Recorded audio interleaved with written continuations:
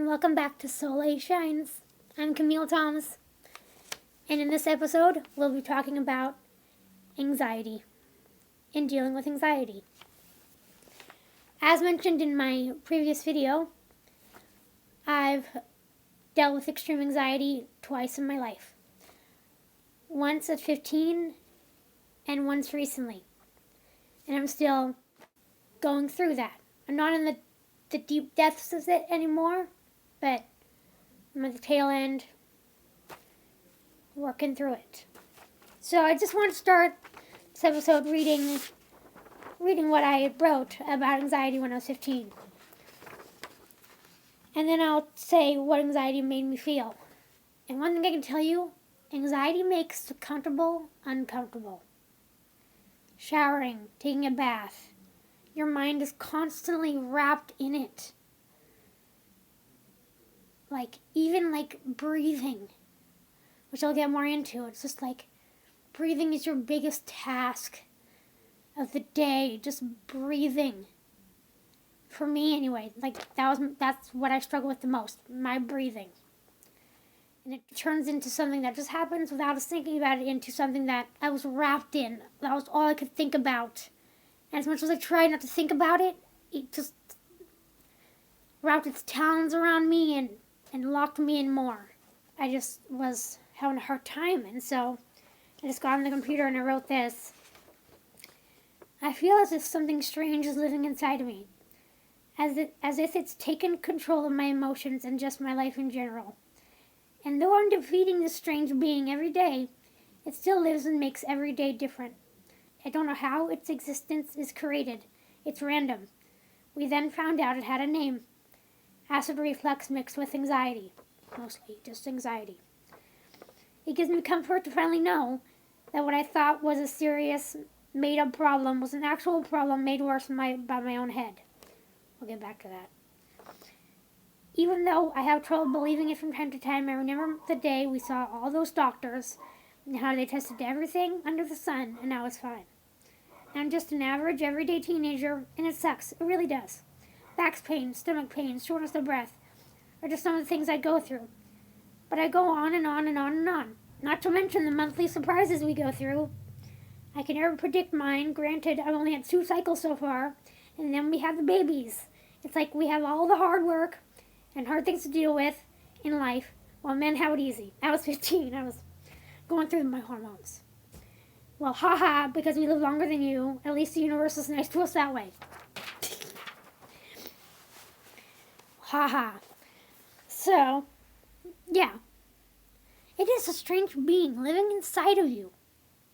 And that's almost what I feel like it is. Like, it wants to take you down. I was thinking about it last night. And it's like a tick or a leech. And it sinks its teeth into you when you're at your lowest point. After a big surgery, when your hormones are all crazy, if you're, low on serotonin, all these other reasons why it could latch itself. But it gets on and sinks your head into you, and that's its moist, dark environment that it likes. So it gets in there, and then it lays babies in you, and that's just how I think of it. And as much as you can try to pull it out, sometimes you can pull it out, but the head's still in you. And so it's making you feel crazy. And it really did. It made me feel crazy. Like at times, dealing with 15 and recently, I would always say, I feel like you need to check me in to a mental hospital because I don't know how this is going to get fixed. I couldn't see the light at the end of the tunnel. I was really struggling. And it was hard. And then anxiety, well, I can read. I have multiple notebooks with me today. I have this one and this one. And so that was from my 15-year-old view on anxiety. This was my most recent view. This was in February 2020. This is what I wrote. Dealing with anxiety is hard. You can't talk about it too much with others because then they think you're crazy.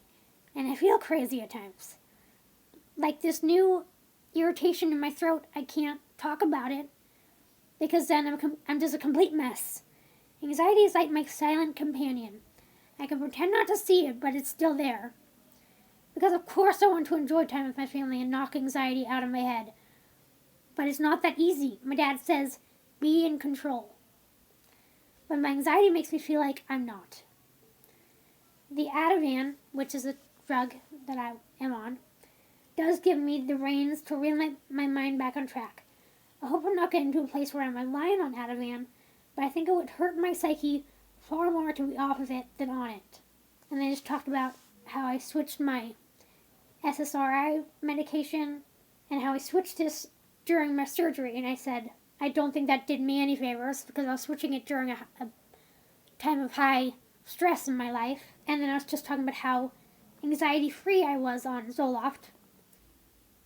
So I'm hopeful this new drug does the same because I really don't want to go back to the drawing board. And so that's that. And then this whole book basically is the anxiety recording book. And this doesn't mean it's true for everyone, but this was true for me. Anxiety makes the once comfortable uncomfortable. Meaning showers, baths. My mind was just constantly absorbed in just the largest thing, the breathing. I would feel like I was suffocating, or that I couldn't get enough air in. No matter how hard I tried, that was always at the forefront of my mind. Just breathe in, breathe out. It's not good. Anxiety, I would like to kick it in the face. That's what I'd like to do, amongst other things. Anxiety makes breathing feel like a voluntary effort instead of involuntary. Anxiety makes you want to crawl out of your skin. This is true for me. After my surgery,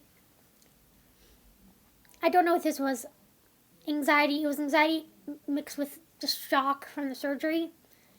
But I would just feel so on edge, just like I couldn't stop shaking. Like my nervous system was in like high alert because I just had surgery. And the only thing that would calm me down is medicine. They'd come in and give me some medicine, and like I just couldn't get comfortable. That was a different scenario because that was after my surgery. So back to this list. Soliel Shines will return next week with more on anxiety. Thank you for watching.